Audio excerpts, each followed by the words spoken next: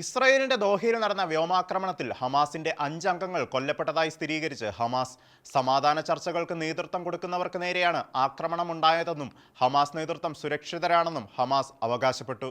അവശേഷിക്കുന്ന ഹമാസ് ഭീകര നേതൃത്വത്തെ ഇസ്രായേൽ ഖത്തറിൽ കയറി ഉന്മൂലനം നടത്തിയെന്ന വാർത്ത ലോകം മുഴുവൻ പടരുമ്പോഴും ഹമാസ് ഇനിയും യാഥാർത്ഥ്യം പൂർണ്ണമായും അംഗീകരിക്കാൻ കൂട്ടാക്കിയിട്ടില്ല. ദോഹയിൽ നടന്ന ഇസ്രായേൽ വ്യോമാക്രമണത്തിൽ ഹമാസിന്റെ 5 അംഗങ്ങൾ കൊല്ലപ്പെട്ടതായി ഹമാസ് വ്യക്തമാക്കുന്നു.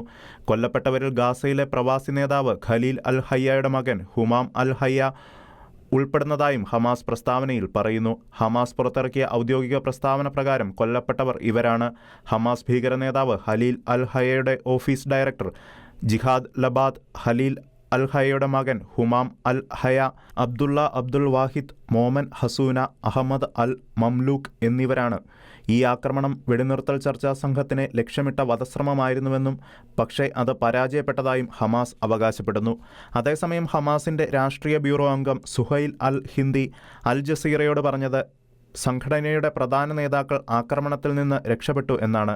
അതേസമയം ഇസ്രായേൽ പുറത്തുവിട്ട റിപ്പോർട്ട് പ്രകാരം ആക്രമണ സമയത്ത് 4 മുതൽ 8 വരെ മുതിർന്ന ഹമാസ് നേതാക്കൾ ഖലീൽ അൽ ഹയ്യയുടെ രഹസ്യ അപ്പാർട്ട്മെന്റിൽ ഉണ്ടായിരുന്നുവെന്നാണ് ഇസ്രായേൽ പുറത്തുവിടുന്ന റിപ്പോർട്ടുകളിൽ വ്യക്തമാകുന്നത്. സുരക്ഷാ ഏജൻസികൾ ആക്രമണത്തിന്റെ ഫലത്തിൽ സന്തോഷം പ്രകടിപ്പിച്ചെങ്കിലും കൊല്ലപ്പെട്ടവരുടെ കൃത്യമായ വിവരങ്ങൾ വ്യക്തമല്ല. ഖത്തറിലെ പൊതുജനങ്ങൾക്ക് നാശനഷ്ടങ്ങൾ ഉണ്ടാകാതെ ഒഴിവാക്കാൻ പ്രത്യേക മുൻകരുതലുകൾ സ്വീകരിച്ചിരുന്നതായി ഇസ്രായേൽ സൈനികരും ഷിൻബെറ്റും അറിയിച്ചു. International desk, Shekinah news.